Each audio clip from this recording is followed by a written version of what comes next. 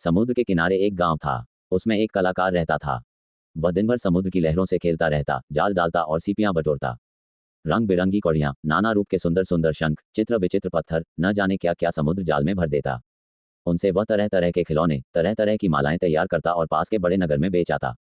उसका एक बेटा था, नाम था उसका हर्ष। उम्र अभी 11 की भी नहीं थी, पर समुद्र को लहरों में ऐसे घुस जाता जैसे तालाब में बत्तख।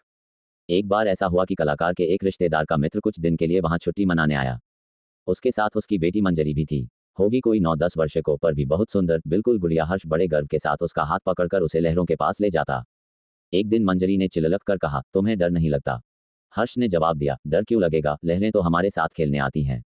और तभी एक बहुत बड़ी लहर दौड़ती हुई हर्ष की ओर आई, जैसे उसे निगल जाएगी। मंजरी चीख उठी, पर हर्ष तो उछलकर लहर पर सवार हो गया और किनारे पर आ गया।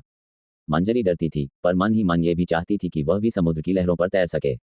उसे ये तब और भी जरूरी लगता था जब यह वहां की दूसरी लड़कियों को ऐसा करते देखती, विशेषकर कनक को, जो हर्ष के हाथ में हाथ डालकर तूफानी लहरों पर दूर निकल जाती।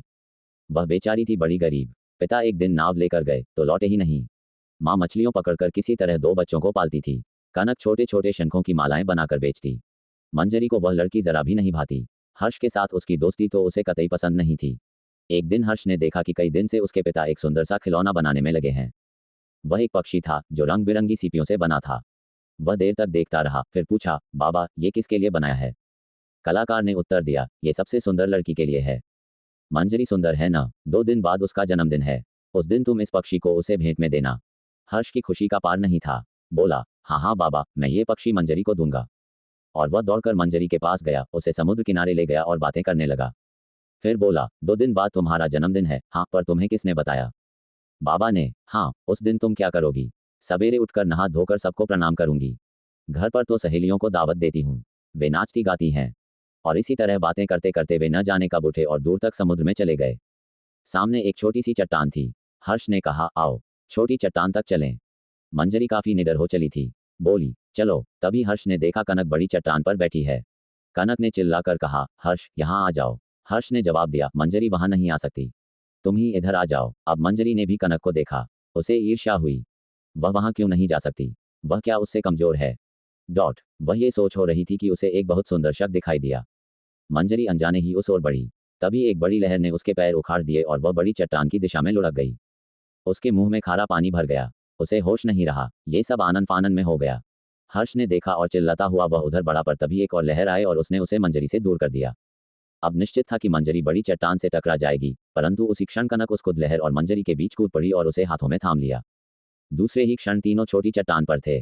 कुछ देर हर्ष और कनक ने मिलकर मंजरी को लिटाया, छाती मली, पानी बाहर निकल गया। उसने आंखें खोलकर देखा। उसे जरा भी चोट नहीं लगी थी, पर वह बार बार कनक को देख रही थी। अपने जन्मदिन की पार्टी के अवसर पर वह बिल्कुल ठीक थी। उसने सब बच्चों को दावत पर बुलाया। सभी उसके लिए कुछ न कुछ लेकर आए थे। सबसे अंत में कलाकार की बारी आई। उसने कहा, मैंने सबसे सुंदर लड़की के लिए सबसे सुंदर खिलौना बनाया है। आप जानते हैं वह लड़की कौन है? वह है मंजरी। सबने खुशी से तालियां बजाई। हर्ष अपनी जगह से उठा और बड़े प्यार से वह सुंदर खिलौना उसने मंजरी के हाथों में थमा दिया। मंजरी बार बार उस खिलौने को देखती और खुश होती। तभी क्या हुआ, मंजरी अपनी जगह से उठी। उसके हाथ में वही सुंदर पक्षी था। वह धीरे धीरे वहां आई जहां कनक बैठी थी। उसने बड़े स्नेह भरे स्वर में उससे कहा, यह पक्षी तुम्हारा है। सबसे सुंदर लड़की तुम ही हो। और एक क्षण तक सभी अचरज से दोनों को देखते रहे। फिर जब समझे तो सभी ने मंजरी की खूब प्रशंसा की।